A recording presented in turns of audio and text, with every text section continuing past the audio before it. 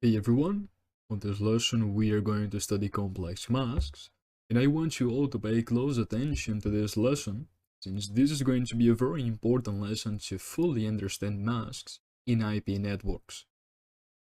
Why so? Well, because until now we've been seeing masks that were easy here to separate the net ID from the host ID. This is because the net ID and host ID separation falls into a period.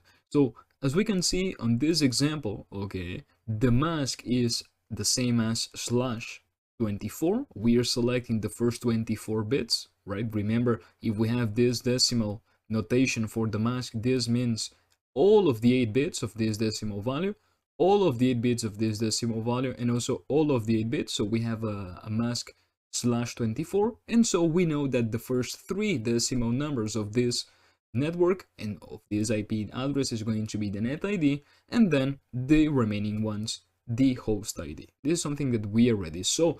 The same for this example and this example. On this second example, since the mask is /16, we only select the first 16 bits, and as we know, since each decimal value corresponds to 8 bits, we select the first 2 decimal values.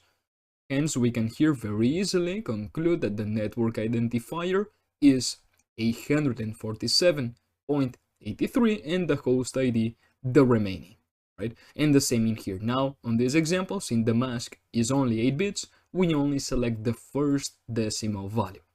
Now the net ID is 71 and the host ID the remaining, right? So we've seen that the /8, /16, and /24 are easy masks because the net ID and the host ID separation falls into a period.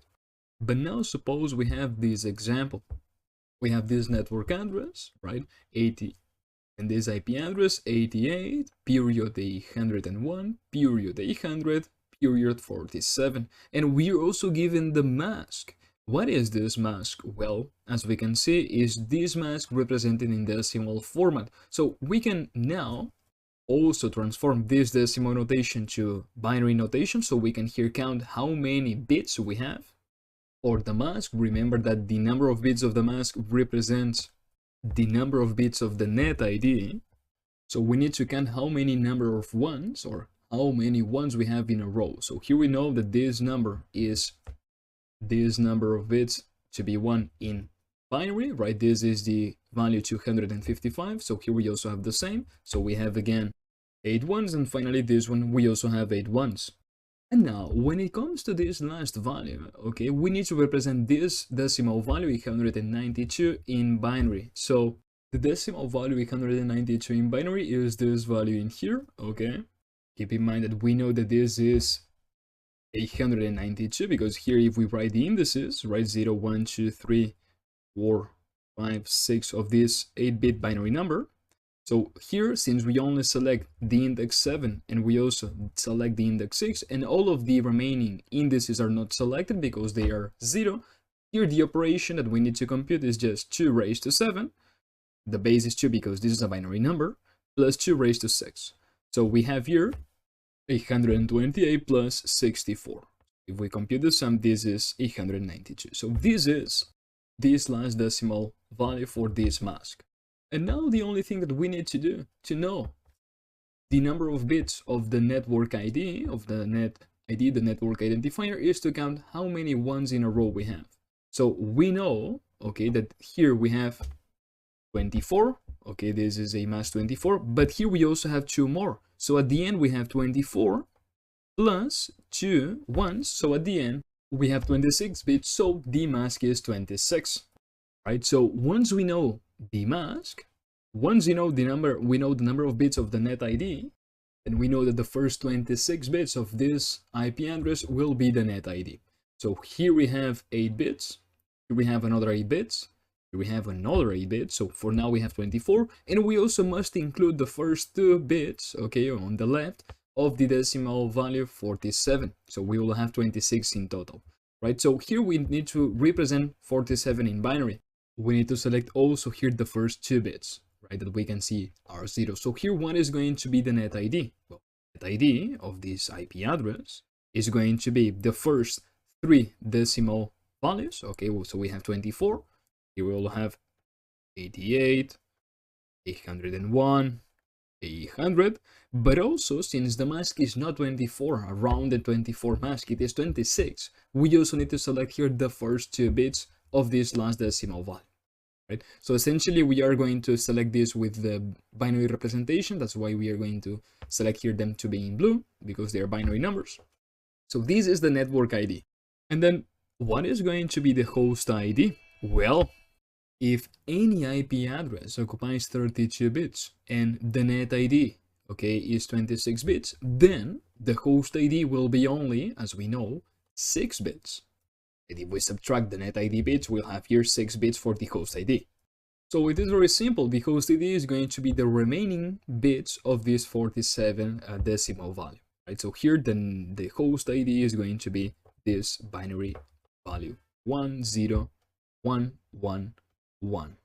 This is the host ID of this IP address that identifies this host inside the network. So essentially, okay, if we have this network in here, okay, any host that is connected to this network must have the same net ID. So all of the hosts, all of the interfaces that belong to this network will start with this, okay, notation. And then what is going to change is going to be their host IDs. Okay, with this we see our first example of a complex mask. As we know, we say it is a complex mask not because it is difficult, because once we understand it, it is very simple. We say it is complex because the separation does not fall into a period. Before, we only needed to separate the decimal values with a period. So the first 3 decimal values is the net ID, and then the remaining the host ID, okay? Now this is not the case. Now we also need to consider extra bits in here, in binary representation. Right, so now let's analyze a second example. Now we have this IP address, this network, with this mask. So again, we need to count how many bits we have inside this mask. So we know that here we have 81, so we have for now 8 bits. We also have here 81, so we have now 16 bits. So with this we have 16 bits, and we also must include the ones that we have inside this decimal value. And so the first step here is to convert this decimal value into the binary representation. So 214 binary is this binary number in here. We know and we can prove that this is true by setting up the indices and then only selecting those that have 1. So here we select 2 raised to 7, only this, plus 2 raised to 6, right? We make this computation to get the final decimal value, plus 2 raised to 5, and finally plus 2 raised to 4. If we compute this sum, we have that at the end, the decimal value is 240, right? Okay, so now the second step is to count how many ones we have in a row. So here we see that we have 4 ones. So if before, okay, we had 16, and here we have 4, when we compute the sum of this, we have 20. So 20 is going to be the mask. It's going to be the number of bits that the net ID will have. If we sum this 16 that we had before of these 2 decimal values, 255 and 255, plus the 4 ones, okay, the 4 ones on this binary representation of this value, and we get in total 20 bits. Okay, so now I want you to think about this value, 20 bits. Where does this value fall into these decimals? Well, if here we have 8 bits, here we have 8 bits, so in total 16. And here we have another 8 bits, so in total we have 24. The bit at position 20 is going to fall until this third decimal value. Hence, we need to transform this value in binary.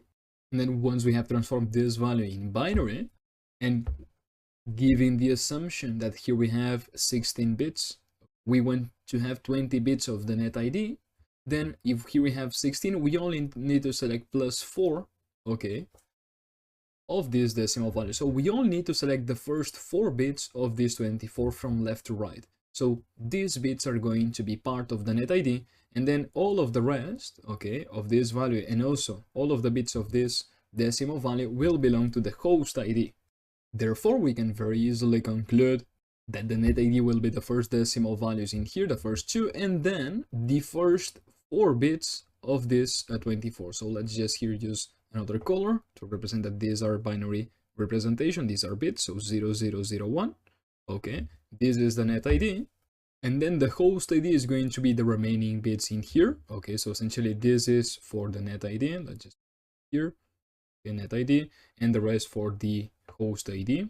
We can put in the same color we have here. So we will have here the last 4 bits of 24 to be part of the host ID, 1000,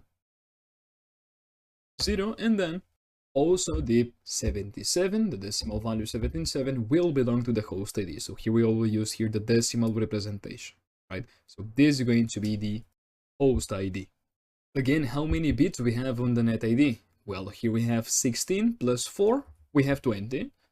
How many bits will we have on the host ID? Well, any IP address has 32 bits, right? So 12 bits is going to be the number of bits of the host ID, and we can here verify this. Here we have 4 plus 8 bits of this decimal value, so we have 12 in total, right? So here we can see how the 20 bits of the mask, the 20 bits of the net ID falls to the third decimal of the IP address. So we represent this decimal value in binary. We select the first 4 to be the net ID, the remaining ones, and also the last decimal value to be the host ID. And with this, we see a second example of a complex mask. Along the course, we will solve multiple problems where we will practice many times with complex masks.